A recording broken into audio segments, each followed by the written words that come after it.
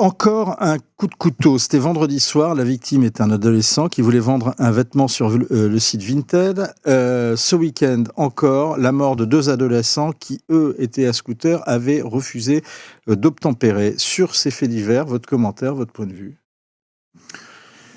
Je crois qu'on ne sait pas tout en plus de ça. Je pense que feu Gérard Collomb avait sur son bureau tout ce qui arrivait le matin et qui montrait que la France est dans cet état, quoi. Pour le coup, à feu et à sang, je suis très étonné que quand j'ai parlé jadis de guerre civile à bas bruit, on ait pu dire que j'exagérais, et puis que d'une certaine manière, quand on faisait le diagnostic, on créait la maladie.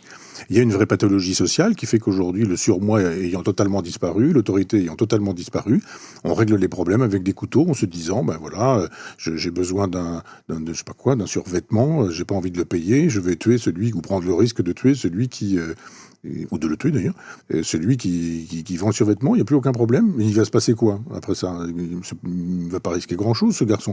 Donc quand il y a une espèce de disparition du surmoi, une quasi-totale impunité, pourquoi faire le bien? Ce sont les prospérités du vice et les malheurs de la vertu. À quoi attribuez-vous cette disparition du surmoi? Il faudrait remonter, on peut remonter au moins jusqu'à mai La 68. critique de Freud, non? Oui, non, mais en même temps, mai 68, c'est quoi? C'est Freud et Marx, c'est le freudo-marxisme. C'est Freud tempéré par Marx et Marx tempéré par Freud. Mais de fait, là, je suis en train de relire, parce que j'avais lu certains textes de lui, Guy Hockenheim, La beauté du métis, et de lire des textes de lui que je n'avais pas lus, L'après-midi des faunes, par exemple, et je vois la pensée 68arde, mais c'est sidérant. C'est sidérant. Donc cette idée qu'il n'y aurait que des rapports de pouvoir et qu'il n'y aurait que des rapports fascistes quand il y aurait des rapports de pouvoir. Un micro-pouvoir, c'est un micro-fascisme auquel il faudrait résister par une micro-résistance, thèse de Foucault. Donc un instituteur qui dit « je vais t'apprendre à écrire », c'est un fasciste. La langue elle-même est fasciste, disait Barthes, et le petit garçon est victime du fascisme quand on lui apprend que le masculin l'emporte sur le féminin, par exemple, en matière de grammaire. Donc l'instituteur... Donc la disparition de l'autorité Oui. est la cause de ce genre d'actes qu'on a connus ce week-end. Non, il y a la disparition de l'autorité partout, il y a la disparition des familles, le fait qu'il y ait un père, une mère, un foyer, etc. Famille monoparentale, disparition du père, quand la famille est recomposée, comme on dit, en oubliant de dire que pour être recomposée, il faut qu'elle ait été décomposée. Et vous dites, pardon, Michel Onfray, qu'il y a la disparition des familles, mais aujourd'hui, par exemple, les pouvoirs publics, notamment Aurore Berger, encore ce week-end, secrétaire d'État à la famille, veut justement responsabiliser les familles par rapport à ce genre d'actes.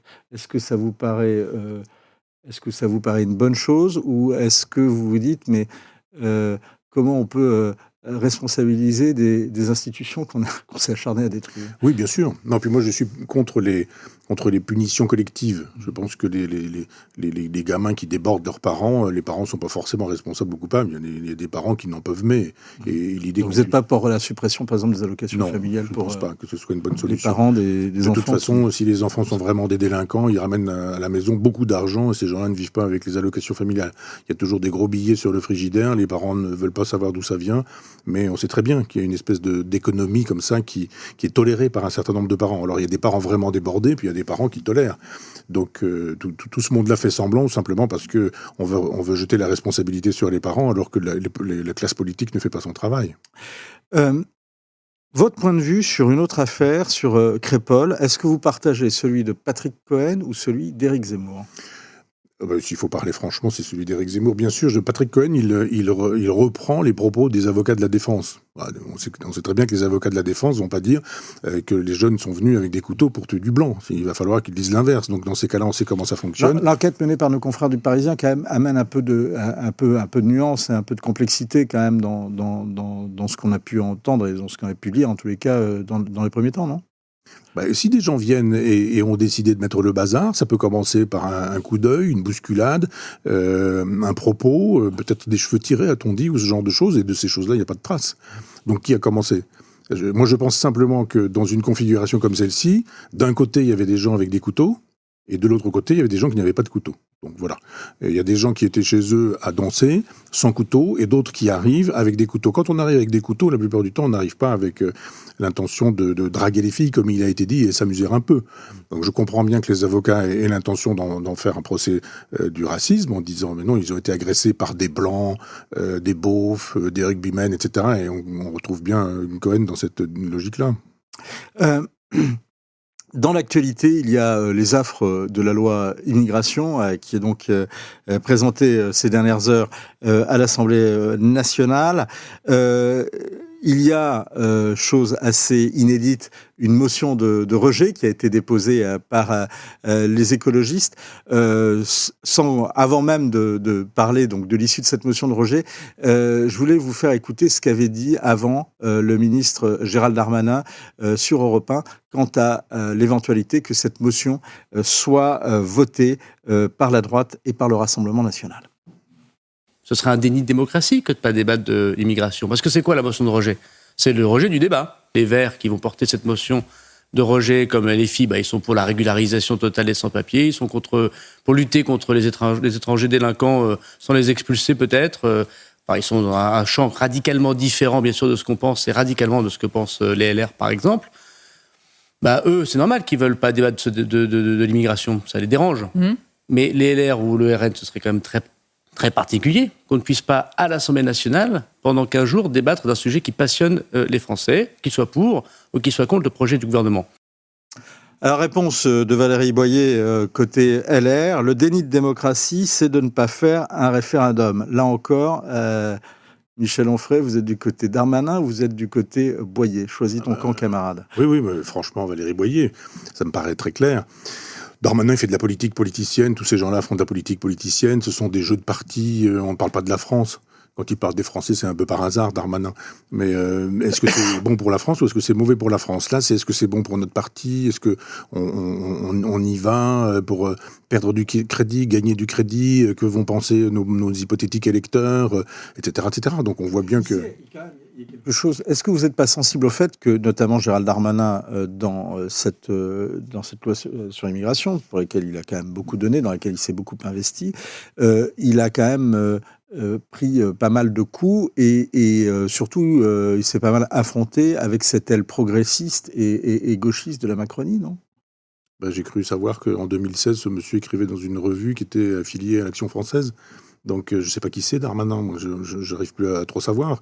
Quand il ne sera plus ministre de l'Intérieur et qu'il sera devenu un opposant, il va vouloir quoi ? Il va défendre quel type d'idée ? Il va passer à quoi quand il va falloir tenir un autre discours ? Il fait de la politique, ce monsieur. Il fait de la politique politicienne. Il gère pas la France. Il n'a pas le souci de la France. C'est pas son propos.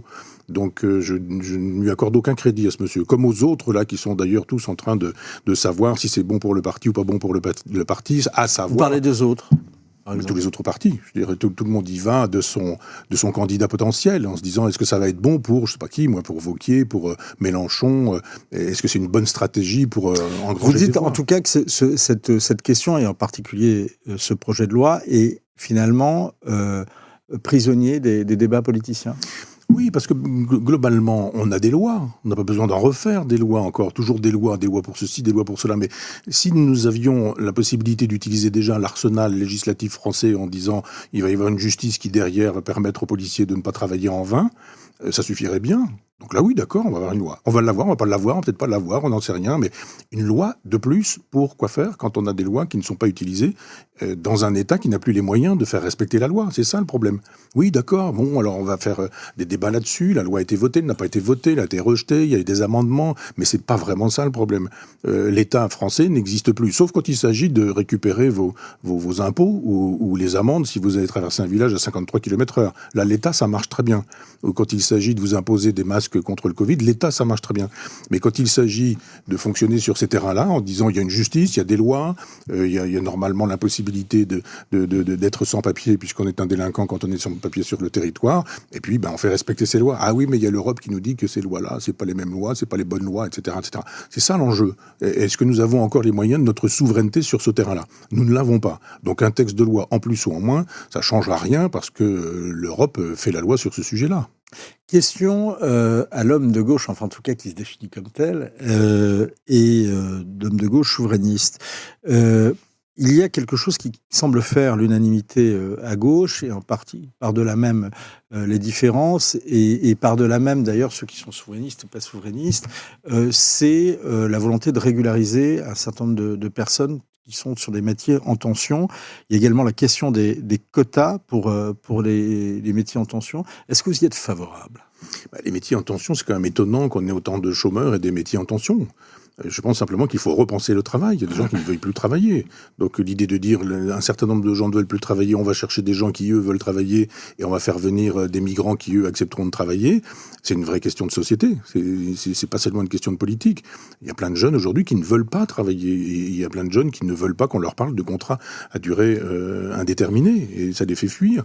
Ou des gens qui disent, mais moi, je vais travailler 6 mois et puis après, je vais me mettre au chômage ou je vais faire autre chose ou autrement. Il y a une crise du travail aujourd'hui. Donc on ne pensera pas cette question-là si on ne se demande pas comment on peut faire pour penser différemment le travail aujourd'hui. Alors comment, justement, un homme comme vous voudrait penser le travail ? Il faut arrêter avec la réduction du temps de travail ? Il faut réduire les allocations chômage ? Non, je pense pas ça. Je pense qu'il faut rendre désirable le travail qui peut être rendu désirable. Je pense qu'il y a un certain nombre de métiers où on doit pouvoir travailler beaucoup moins que 35 heures. D'autres métiers, on doit pouvoir travailler beaucoup plus que 35 heures. Et il faut une grande flexibilité où on pourrait permettre à des gens de travailler, s'ils le souhaitent, le samedi, le dimanche, ou autrement, ou différemment. Donc il y a une possibilité de travailler à la carte avec des gens qui auraient le désir vraiment de travailler à la carte. Système un peu à l'anglo-saxonne. Oui, dans la mesure, ou même scandinave, dans la mesure où on aurait une flexi-sécurité. C'est-à-dire la flexibilité, je suis pour, si en face, on a la sécurité. Mais est-ce que les gens veulent vraiment la sécurité ? Pas toujours, ça ne les intéresse pas forcément. Il y a évidemment des moments où c'est plus intéressant d'avoir des allocations que de travailler. Donc moi, je comprends très bien les gens, quand je dis je comprends le mécanisme d'un certain nombre d'individus qui estiment que s'il faut travailler pour gagner moins d'argent que quand on est au chômage, puisqu'il va falloir payer la voiture, des frais de repas extérieurs, etc., ils se disent, mais j'ai pas envie de travailler.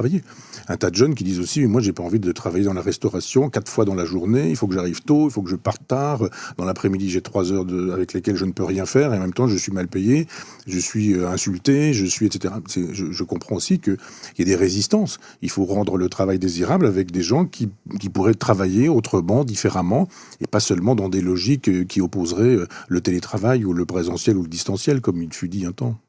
Vous auriez fêté Hanouka à l'Élysée ? Sûrement pas. Pourquoi ? Parce que d'abord, je pense que ça a été bricolé par Macron pour des raisons de politique politicienne. Je pense que on aura le contre-coup. L'autre est fait du en même temps. Je ne sais pas quelle fête musulmane il va célébrer pour annuler le tout, comme il le fait régulièrement. Il y a le rabbin Korchia, qui est quand même un rabbin très en cours et qui fait une bonne affaire dans cette histoire. Il y a d'autres rabbins qui ils ont été très critiqués, et même au sein de le CRIF a critiqué, bien notamment. Sûr, et le CRIF a bien fait.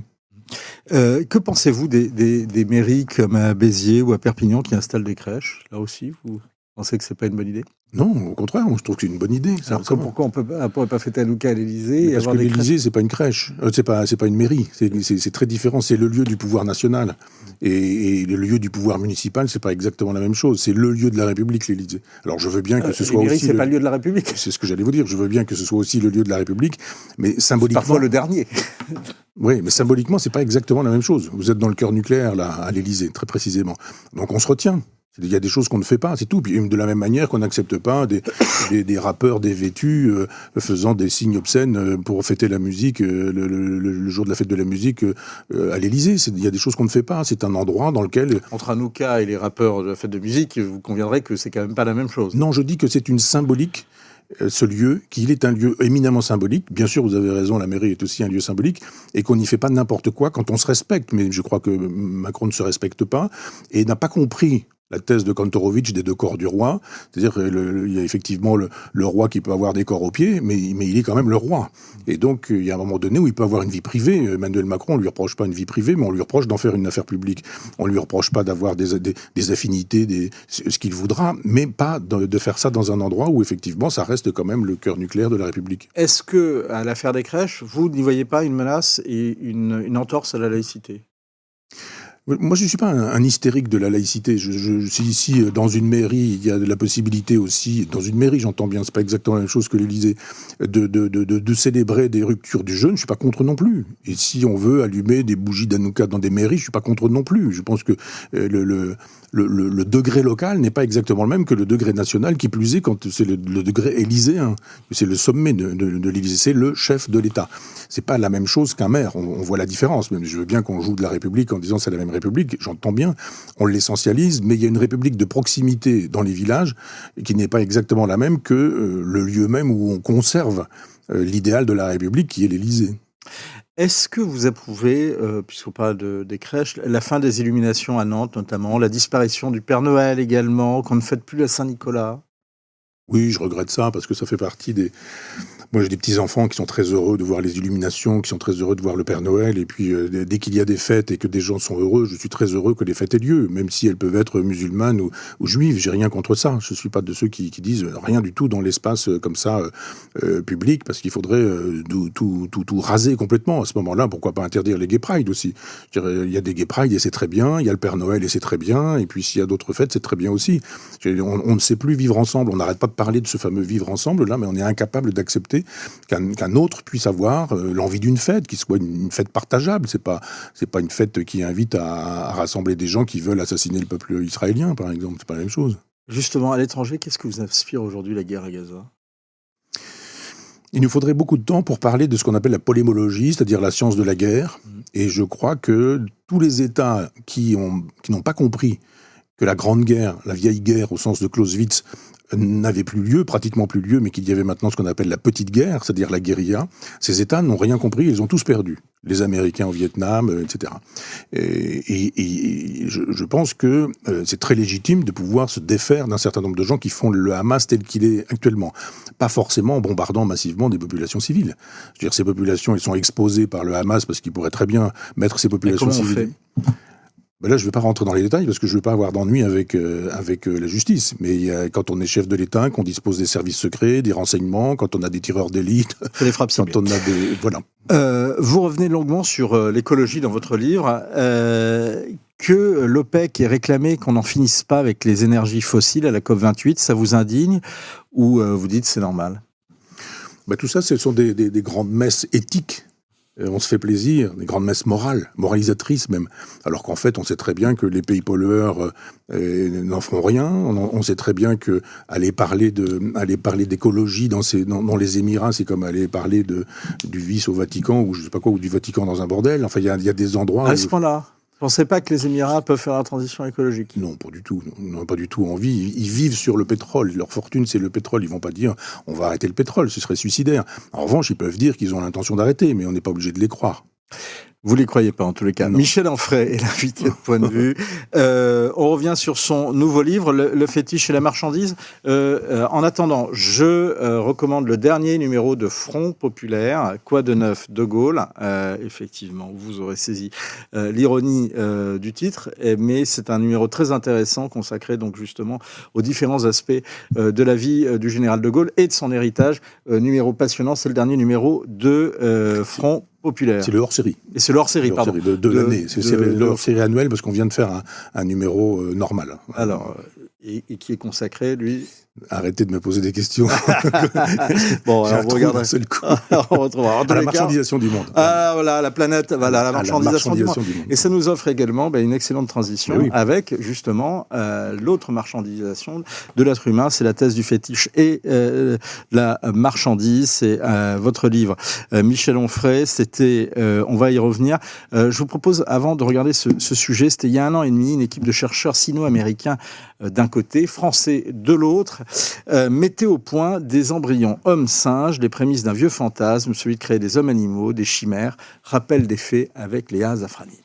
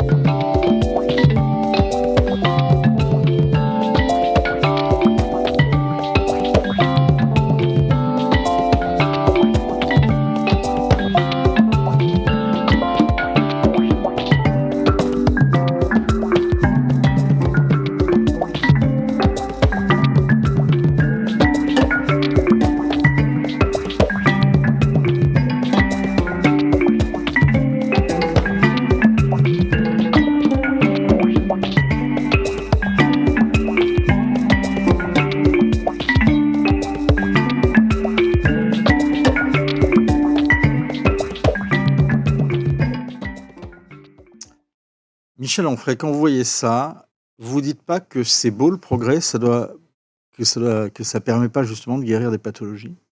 Vous savez, il y a du progrès dans le mal. Moi, j'ai perdu ma compagne d'un cancer et il y avait des progrès dans le cancer. Le progrès, c'est pas forcément une bonne chose.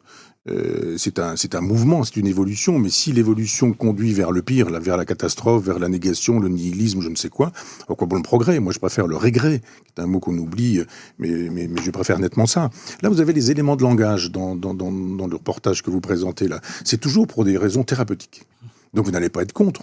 On vous dit, mais là, en gros, on va faire un mélange de macaques et d'hommes. Des fois, d'ailleurs, j'ai l'impression que ça a été déjà fait et qu'on en connaît certains.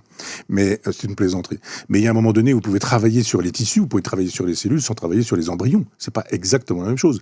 Donc moi, je suis pas contre le fait que, puisque effectivement, le végétal, l'animal, l'humain, tout ça, c'est le même monde, c'est la même planète. Donc effectivement, il y a des passages. Donc je suis pas contre le fait qu'on puisse utiliser des tissus animaux, des tissus végétaux. On utilise déjà du végétal pour fabriquer le taxotère, par exemple, des chimiothérapies.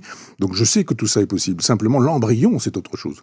L'embryon, c'est autre chose. Et on vous dit, bon, enfin, c'est pour soigner des gens, c'est pour guérir des gens. C'est toujours pour guérir des gens que les GAFAM sont en train de vous proposer aujourd'hui de pulser le cerveau des gens. C'est-à-dire de vider le cerveau de tout ce qu'il y a d'intelligent et de les remplir par des sottises et des bêtises. C'est juste pour travailler contre la maladie d'Alzheimer.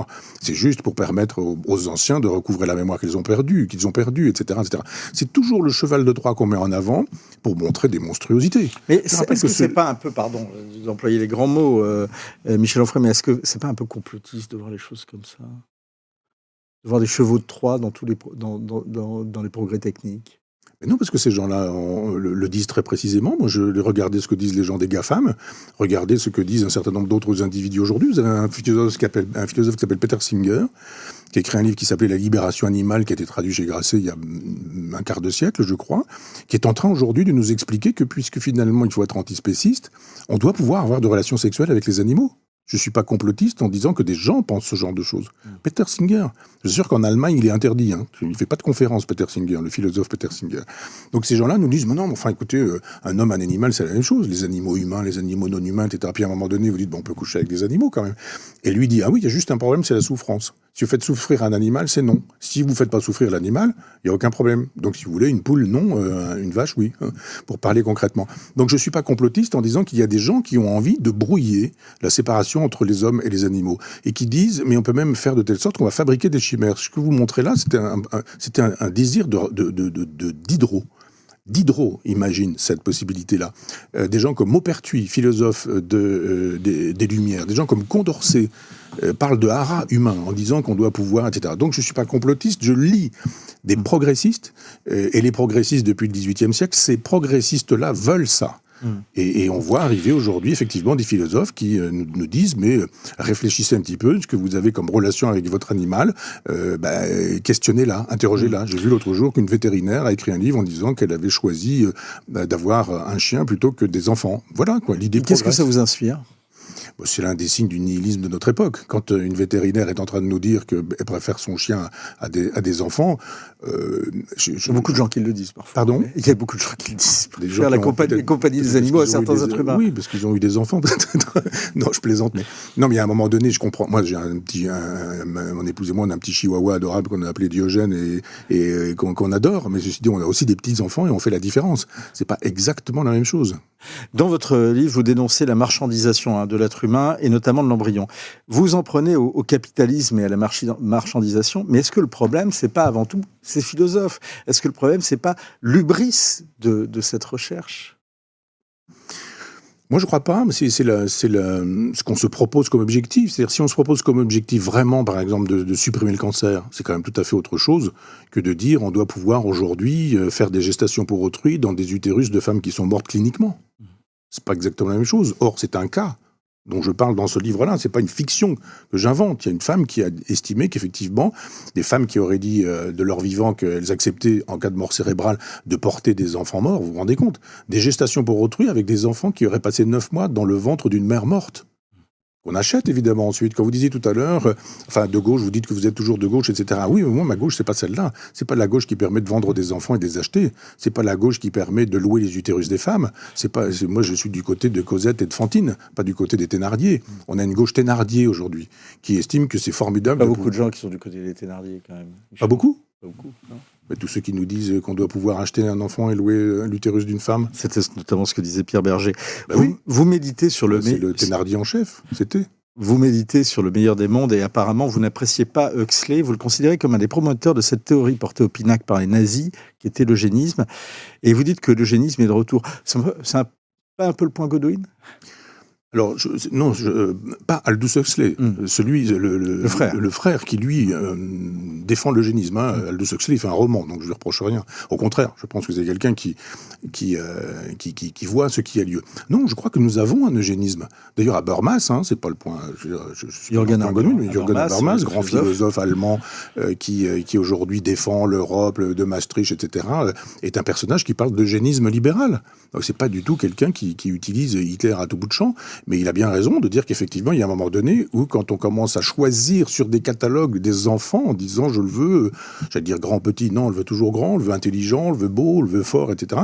Et vous aviez, en Ukraine, avant la guerre, des catalogues dans lesquels on faisait avec des semaines où on faisait des promotions pour pouvoir acheter des enfants qu'on pouvait acheter sur catalogue. C'est pas moi qui parle d'Hitler, je dis, mais un eugénisme comme ça, c'est pas une fiction, c'est une réalité, ça existe déjà. Et je parle dans ce livre-là d'un contrat, je raconte ce qu'est un contrat de location d'utérus, ou de location de vente d'enfants, je dirais, avec la gestation pour autrui, mais c'est terrible.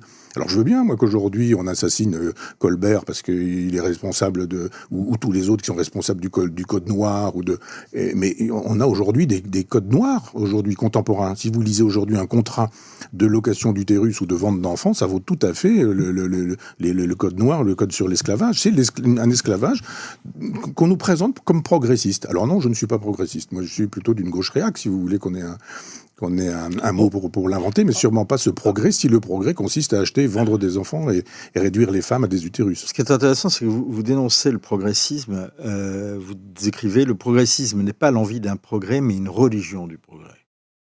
Oui, c'est cette idée que, quoi qu'il arrive plus tard, c'est formidable. C'est Condorcet qui nous dit... Nouveau donc mieux. Pardon ? Nouveau donc mieux. Oui. C'est-à-dire, il dit, alors le christianisme invente le temps comme flèche derrière nous, le passé, ici, le présent, devant le futur, etc. Et le christianisme nous dit, ça avance comme ça. Les progressistes nous disent, la flèche est orientée vers le haut. Et donc derrière, c'était toujours pire, devant, ce sera toujours formidable.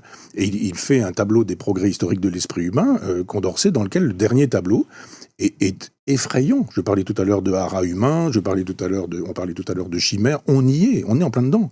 Et donc, demain, ce sera de toute façon meilleur parce que ce sera demain. C'est ça un progressiste. C'est quelqu'un qui pense que, sur le principe chrétien d'ailleurs de la parousie fait que demain, on aura le paradis, on aura le retour du Messie sur terre. Oui, ça c'est à la fin du monde. À la fin des temps. À la fin des temps, pardon.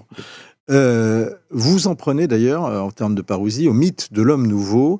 Alors vous citez Saint Paul au départ, mais après, côté plutôt terrestre, j'allais dire, des révolutionnaires de 89, dites-vous, aux nazis, aux bolcheviks et à la gauche wokiste. Ça fait du monde, quand même. Oui, mais tous ceux qui ont voulu changer l'anthropologie. Alors chez Saint Paul, c'est pas exactement ça, parce que Saint Paul, il change l'homme à partir de la spiritualité. Il n'a pas envie de toucher au corps des hommes. Mais quand on parle du corps nouveau, avec les Jacobins, on veut changer le corps de l'homme. Quand les Jacobins tuent deux rois, Louis XVI, mais également Louis XVII, le petit Louis XVII, en le massacrant dans sa prison, en le maltraitant. Ils veulent fabriquer un homme nouveau, qui aurait détesté la politesse, la courtoisie, la musique, la culture, etc., et qui aurait été grossier, auquel on faisait boire du vin, de l'alcool, etc. Ils voulaient fabriquer un homme nouveau, dans l'esprit du Spartiate, voir par exemple les fragments d'institutions républicaines de Saint-Just, ou de Robespierre. Ils veulent tous fabriquer un homme nouveau. Et comment on fait ? On fait fonctionner la guillotine, on décapite des gens, on estime que le monde ancien, ce sont les curés, les aristocrates, on les décapite, loi sur les suspects, et puis on connaît l'histoire, enfin du moins, on devrait savoir qu'il y a Thermidor, etc. Cette idée, elle est reprise au XIXe siècle, l'idée de l'homme nouveau, des Jacobins. Alors on est loin de Saint-Paul, bien sûr. C'est repris chez les fascistes, avec cette expression « homme nouveau ». C'est repris chez les bolcheviks, avec l'homme nouveau. Que veut dire Sandrine Rousseau quand elle parle de l'homme déconstruit ? C'est quoi un homme déconstruit ? Il faut faire de telle sorte qu'on en construise. Un homme qui ne frappe pas sa femme ? Ça dépend si c'est Quatennens, s'il a le droit, mais je veux dire qu'il y a des exceptions dans la gauche, mais non, c'est un homme déconstruit. Apparemment, ça avait provoqué quand même des débats à gauche, ça a même provoqué des polémiques à gauche, et en particulier chez les Insoumis. Ouais. Oui, mais je pense on pourrait aussi lire la lecture que Mélenchon fait du Hamas aujourd'hui. Je pense qu'il y a aussi des problèmes de politique interne qui ont à voir avec l'affaire Quatennens. Ça, c'est tout à fait vrai, mais ça, c'est de la cuisine de politique politicienne. Non, je crois qu'on peut... j'ai perdu la question. Non, on était sur l'homme nouveau. Donc oui, là, sur l'homme nouveau. On était à Sandrine Rousseau. Sandrine Rousseau, effectivement. Oui, et donc un homme asexué, un homme qui mangerait bio, un homme qui serait éco-responsable, un homme qui ne montrerait pas ses virilités, qui montrerait même pas forcément sa féminité, mais un sexe neutre. Je rappelle quand même que Elisabeth Badinter fait l'éloge du sexe neutre, a fait jadis avec XY cet éloge du sexe neutre. Nous y sommes. Et donc l'homme déconstruit, c'est ça. C'est l'homme qui pleure, c'est l'homme qui etc., etc. Enfin, c'est même un peu dérisoire parfois. Mais elle n'a pas les moyens d'imposer cet homme nouveau de manière sociale, parce qu'elle serait au pouvoir, mais de manière sociétale, elle est là, et ça avance. Tout ça avance. Vous êtes plutôt favorable à l'euthanasie, au suicide assisté, vous l'avez dit, hein, vous l'avez même témoigné sur ce plateau. Mais est-ce que vous ne craignez pas qu'une loi sur l'euthanasie, aujourd'hui, débouche sur une recherche d'élimination justement eugéniste de ceux qui pourraient gréver les comptes de la Sécu, c'est-à-dire les vieux, les grabataires, les malades chroniques, etc. Moi, je pense que c'est l'absence de loi qui rend ça déjà possible. C'est comme ça que ça se passe. C'est-à-dire que si vous pensez que, franchement, qu'une loi, avec notamment un rapporteur comme Olivier Falorni, pourrait avoir les garde-fous nécessaires par rapport à une dérive eugéniste qui est, à vous dire, quand même très puissante dans la société ? Mais ça existe actuellement. Moi, je l'ai rencontré quand j'ai perdu ma compagne, et que, effectivement, je vais dire, nous y avons eu recours. Si vous connaissez des gens qui vous aident, vous pouvez. Si vous avez de l'argent, d'ailleurs, vous avez la Belgique et la Suisse pour ça, il n'y a aucun problème.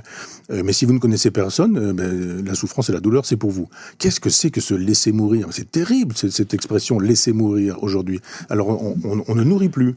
Plus d'eau, plus de nourriture, plus rien du tout, et puis vous allez mourir de faim et de soif. Et on appelle ça l'humanité. Donc ça, c'était, en réalité, c'était les partisans de l'euthanasie qui ont obtenu ça avec la loi Claes-Leonetti, notamment, Michel Onfray. Oui, mais elle n'est pas bonne, cette loi.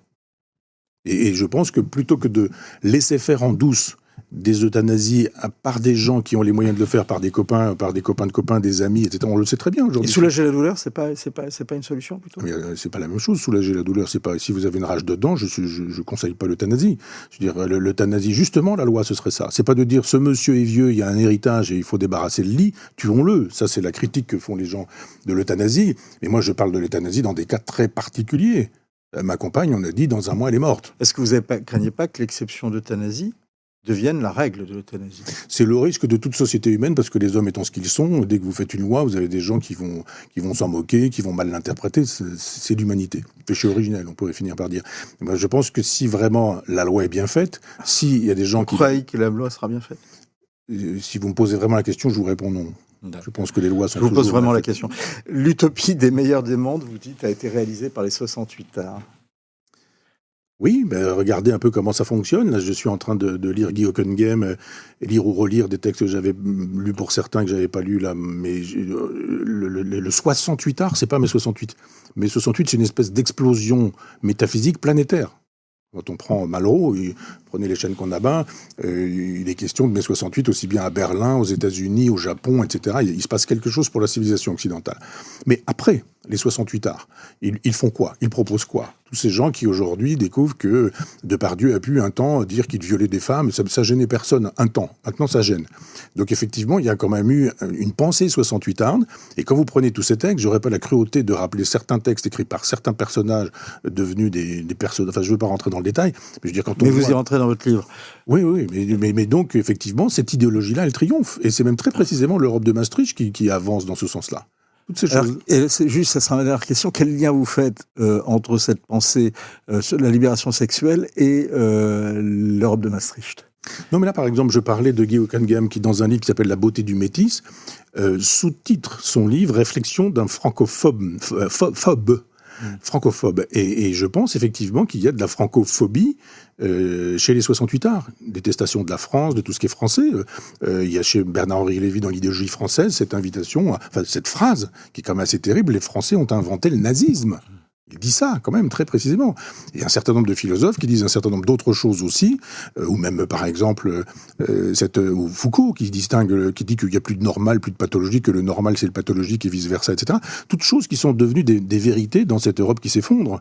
Moi, je ne crois pas que le normal et le pathologique, ce soit la même chose. Je vous assure que quand vous avez une compagne qui a un cancer, c'est pas la même chose que vous avez une compagne qui n'a pas de cancer. Donc le normal et le pathologique, c'est bien sur le papier de dire que c'est la même chose. Dans la réalité, je vous assure que vous préférez être du côté du normal que du pathologique quand vous rentrez dans un cabinet d'oncologue. Le fétiche et la marchandise, on n'est pas forcément d'accord, même si on reste absolument fasciné, frappé par l'érudition de Michel Onfray et énormément stimulé par ses écrits, ses saillies. C'est à retrouver dans ce livre qui est édité chez Bouquin Essai. Et bien évidemment, on recommande leur série de Front Populaire sur De Gaulle. Merci beaucoup, Michel Onfray, d'être venu sur ce plateau.